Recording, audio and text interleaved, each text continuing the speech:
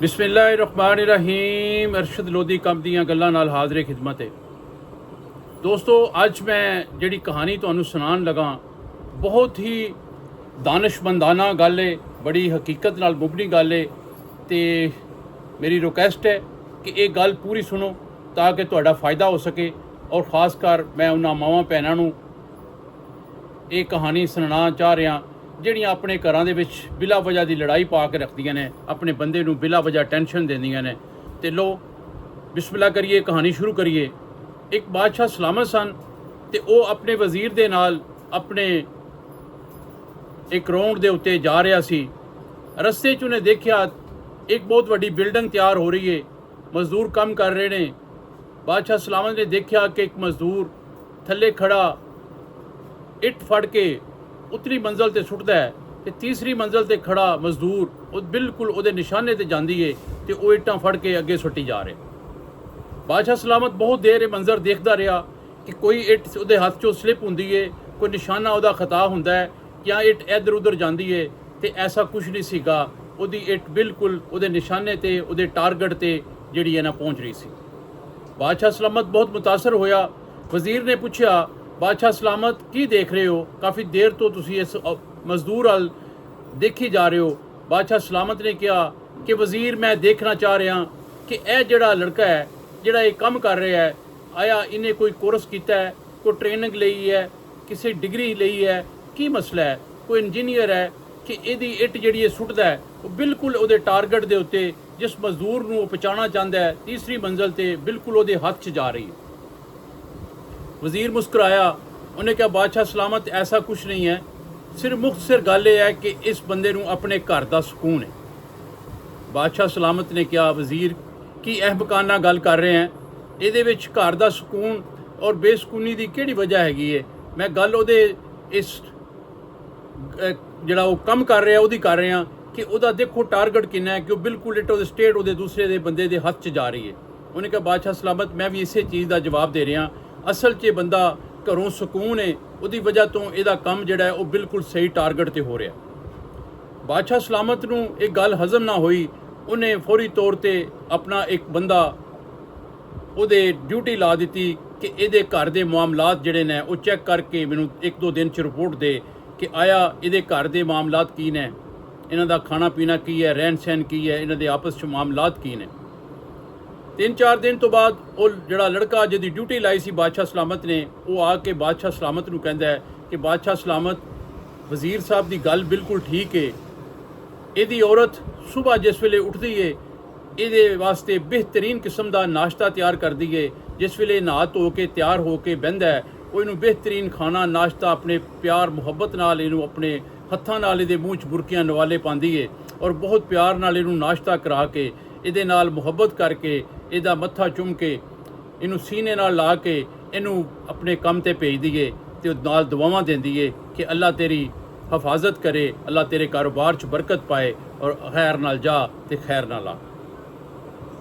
ਬਾਦਸ਼ਾਹ ਸਲਾਮਤ ਨੇ ਜਦੋਂ ਇਹ ਮਹਿਸੂਸ ਕੀਤਾ ਕਿ ਵਾਕਈ ਹੀ ਵਜ਼ੀਰ ਦੀ ਗੱਲ ਜਿਹੜੀ ਹੈ ਉਹ ਸੱਚੀ ਸਾਬਤ ਹੋ ਰਹੀ ਹੈ ਤੇ ਬਾਦਸ਼ਾਹ ਸਲਾਮਤ ਨੇ ਉਸ ਗੱਲ ਨੂੰ ਮਜ਼ੀਦ ਅੱਗੇ ਵਧਾਉਂਦਿਆਂ ਹੋਇਆਂ ਇੱਕ ਫਫੇ ਕੁੱਟਣ ਔਰਤ ਜਿਹੜੀ ਹੁੰਦੀ ਹੈ ਜਿਹੜੀ ਲੋਕਾਂ ਦੇ ਘਰ 'ਚ ਵਿਗਾੜ ਪਾਉਂਦੀ ਏ ਉਹਨੂੰ ਇਕੱਠਾ ਕੀਤਾ, ਉਹਨੂੰ ਬੁਲਾਇਆ, ਉਹਨੂੰ ਟਾਰਗੇਟ ਦਿੱਤਾ ਕਿ ਫਲਾਂ ਫਲਾਂ ਬੰਦੇ ਦੇ ਘਰ ਦੇ ਵਿੱਚ ਵਿਗਾੜ ਪਾਉਣਾ ਹੈ, ਉਹਨਾਂ ਦੀ ਆਪਸ 'ਚ ਲੜਾਈ ਪਾਣੀ ਹੈ, ਨਫ਼ਰਤ ਪਾਣੀ ਹੈ। ਉਹ ਔਰਤ ਉਸ ਘਰ ਦਾ ਪਤਾ ਕਰਕੇ ਉਹਦੀ ਜਾ ਕੇ ਔਰਤ ਨੂੰ ਮਿਲਦੀ ਏ ਤੇ ਉਹਦੇ ਨਾਲ ਦੋਸਤੀ ਪਾਉਂਦੀ ਏ। ਉਹਨੂੰ ਕਹਿੰਦੀ ਏ ਕਿ ਤੂੰ ਤੇ ਆਪਣੇ ਬੰਦੇ ਦੀ ਐਨੀ ਖਿਦਮਤ ਕਰਨੀ ਹੈ, ਐਨੀ ਉਹਦੇ ਨਾਲ ਮੁਹੱਬਤ ਕਰਨੀ ਹੈ, ਐਨੀ ਚਾਹਤ ਕਰਨੀ ਹੈ, ਐਨੇ ਪਿਆਰ ਨਾਲ ਉਹਨੂੰ ਖਾਣਾ ਖਿਲਾਣੀ ਹੈ। ਉਹ ਆਂਦਾ ਤੇ ਉਹਨੂੰ ਵੈਲਕਮ ਕਰਨੀ ਹੈ, लेकिन वो तो बाहर गैर औरतों के नाल मशगूल रहिंदा है, गैर औरतों के नाल उहदे तोलक ने। और औरत ने जिस वेले सारी गल सुनी उहदा दिमाग चकरा गया, वो परेशान हो गई। तो जिस वेले उहदा बंदा घर आया उन्हें अपना रवैया तब्दील कर लिया। उन्हें उन्होंने कोई उहदी खैर खरीयत ना पुछी, उन्होंने अच्छे तरीके नाल खाना ना दिता, सुबह जान लग्या उन्होंने अच्छा खाना ना देना, उहदे नाल कोई ऐसे मामलात जिहड़े ने उन्हें विगाड़ ले, तोलकात खराब कर ले।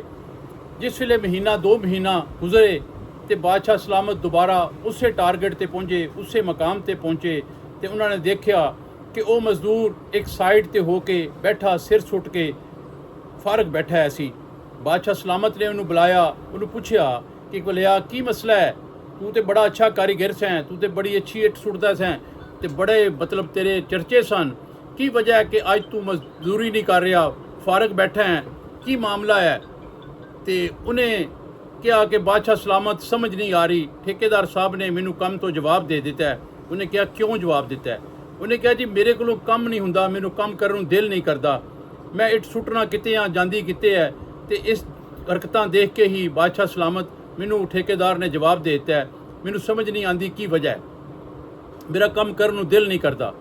बादशाह सलामत ने कहा ठीक है, अल्लाह खैर करेगा। बादशाह सलामत ने अगले दिन उस फफे कुटन नूं बुलाया, उन्होंने कहा कि हुण तेरा टारगेट है कि तू इस जोड़े दे विच सुलह करा, इन्हां दे विच जिहड़ी नफरत कदूरत पाई सी वो ख़त्म कर।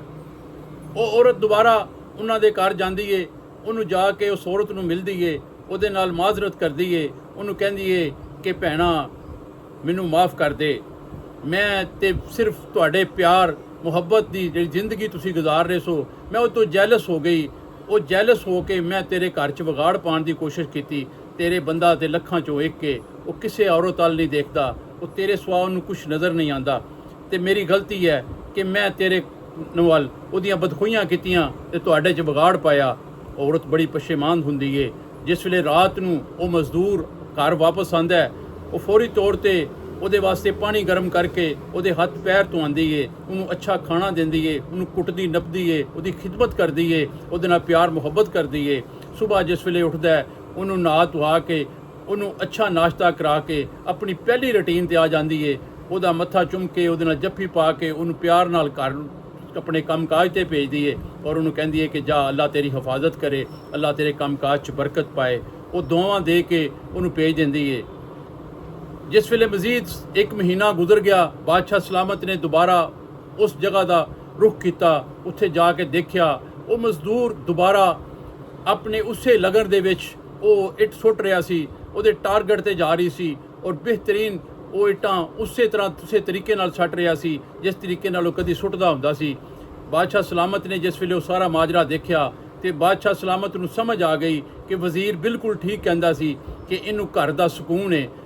जिन्हों घर का सुकून होवे उहदे काम भी सीधे हो जाते हैं, अल्लाह उहदे रिज़क च बरकत भी पा दिंदा है ते अल्लाह ताला उहदे च हौसला हिम्मत भी अता कर दिंदा है कि उहदा काम काज करन नूं दिल करदा है। ते मैं अज उन्हां मावां भैणां नूं मशवरा दिना जिहड़ियां अपने बंदियां नाल बिला वजह दा तकरार करदियां रहिंदियां ने, लड़ाई करदियां रहिंदियां ने, झगड़े करदियां ने और बिला वजह अपने घर दे विच बदसकूनी पैदा कर दिंदियां ने। प्लीज़ अपने घर नूं जन्नत बना दिओ, अपने घर च सुकून पैदा करो, अपने मियाँ नाल प्यार मुहब्बत करो, उहदे रिज़क वास्ते, उहदी सेहत वास्ते, उहदी उम्र वास्ते दुआ करया करो। अल्लाह ताला तुहाड़ियां दुआवां नूं कबूल करके उहदे रिज़क रोज़ी च बरकत पा देगा, तुहाडे घर च सुकून पैदा हो जाएगा। दोस्तों गल पसंद आई होए, समझ आई होए, गल नूं सबसक्राइब करो, लाइक करो। वो दोस्त जिहड़े चैनल ते नवे ने चैनल नूं सबसक्राइब करके चैनल च शामिल हो जाओ। कल फिर इंशाअल्लाह कोई नवी गल नवी वीडियो दे नाल हाज़िर खिदमत होवांगा। कल तक इजाज़त, अल्लाह हाफिज़।